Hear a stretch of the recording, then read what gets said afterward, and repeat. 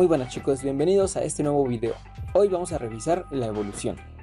Empecemos con la teoría de Lamarck. Lamarck, o conde de Lamarck, creía que Dios era el que creó la naturaleza, pero esta tiende a perfeccionarse. Es decir, las especies no fueron iguales desde su creación, sin embargo, Dios las originó. Esta teoría también nos habla de la teoría del uso y desuso, que nos dice que mientras más se use un órgano, más se va a desarrollar. Y si mientras menos se use, pues más se va a ir dejando en el pasado, hasta que después nazcan individuos que no tengan ese carácter o ese órgano.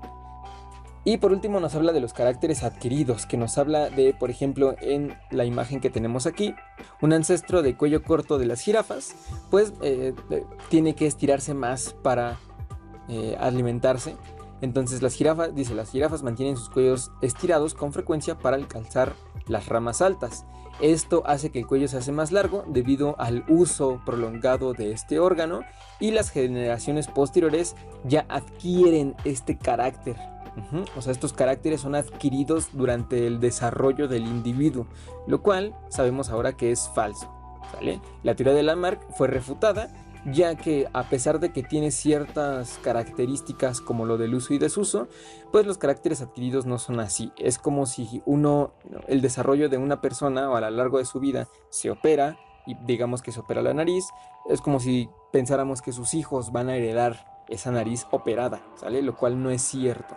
Estos caracteres adquiridos no son heredados. Continuamos ahora con la teoría de Darwin y Wallace. Darwin escribe el libro de El origen de las especies, y a partir de él va a postular su teoría de la evolución. Dice que las especies se originan de otras que ya están extintas, y cuando Darwin llega a las Islas Galápagos es cuando hace su mayor descubrimiento. En estas islas, que están al oeste de Sudamérica, Darwin encuentra una serie de aves que él cataloga como que son de la misma especie, pero con características diferentes. Es decir, o más bien en este caso, su pico.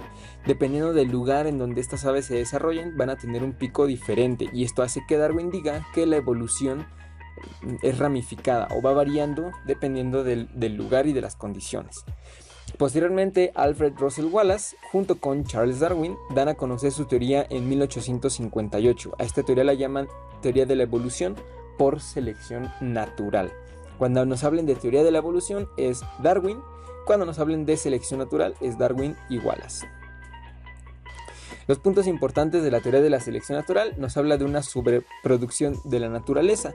Esto nos dice que si hay más individuos de los que el medio pueda soportar, pues la naturaleza va a tratar de remediar esa descompensación. Esto lo hace mediante una lucha por la existencia. Es decir, si hay más individuos, por ende va a haber menos alimento o menos espacio, y va a tener que darse una lucha para ver qué individuo es el que sobrevive. Al final, el que sobrevive va a ser seleccionado por nadie más que la naturaleza. Por eso se le llama selección natural. Pero quien dice qué individuo es el que sobrevive son las variables, o es la variabilidad genética que posee cada individuo. Para este punto, Darwin y Wallace todavía no nos hablan de genética, pero ya está involucrado ahí sin ser explícito. Entonces tenemos como ejemplo este esquemita, donde nos habla de lobos con pelaje mediano, que van a originar individuos de pelaje corto y de pelaje largo. Al final los que sobrevivan van a ser los de pelaje largo, porque son los que tienen más probabilidad de sobrevivir, por ejemplo, en un entorno con mucho frío, ¿sí? Suponiendo que estos lobos viven en, por ejemplo, el Ártico. Ahora pasamos con la teoría sintética o neodarwinista. Esta, entre 1930 y 1947, fue postulada por Dobzhansky, Simpson y Meyer. Y esta teoría nos habla de ideas darwinistas, es decir, de selección natural y de evolución, con ideas mendelianas y genética de poblaciones. Entonces, a partir de mezclar las teorías de la evolución con la genética de Mendel y de algunas otras variables de poblaciones, tenemos esta nueva teoría darwinista. En esta teoría ya se nos explica de dónde vienen las variables o las variabilidades que posee los individuos que van a sobrevivir o que van a ser seleccionados por la naturaleza. Y consta de varios conceptos: la variación heredable, la selección natural, que ya la revisamos, el aislamiento reproductivo, que es este proceso en el que las especies están separadas ya sea por barreras físicas o simplemente por aislamiento genético, ¿sale? O sea, sus genes no van a ser compatibles, entonces no van a poder reproducirse entre ellos y van a evolucionar de una manera diferente. La migración también tiene que ver, los cambios de poblaciones de un lugar a otro también van a dar origen a evoluciones diferentes. La hibridación, en el caso en el que puedan reproducirse, también va a dar origen a ramas evolutivas diferentes. Y por último, la deriva genética, que es este proceso en el que a través de la división, ya sea por medios físicos, es decir, que se encuentren especies, por ejemplo el elefante asiático y el elefante africano, que están separados por 2 continentes, pues van a derivar en genomas diferentes hasta considerarse nuevas especies. Ahora hablemos de las teorías del origen de la vida. Empezaremos con la panspermia. Fue enunciada por primera vez en 1865 por Hermann Richter, pero fue Arrhenius quien la hizo popular en 1903. Existen 2 tipos: la panspermia dirigida, que nos habla de que bacterias extremófilas llegaron a la Tierra en meteoritos, y la panspermia molecular, que también nos dice que la vida llegó a la Tierra en meteoritos o que llegó del espacio. Sin embargo, no nos habla la panspermia molecular, nos dice que llega en forma de moléculas orgánicas complejas, no en forma de bacterias.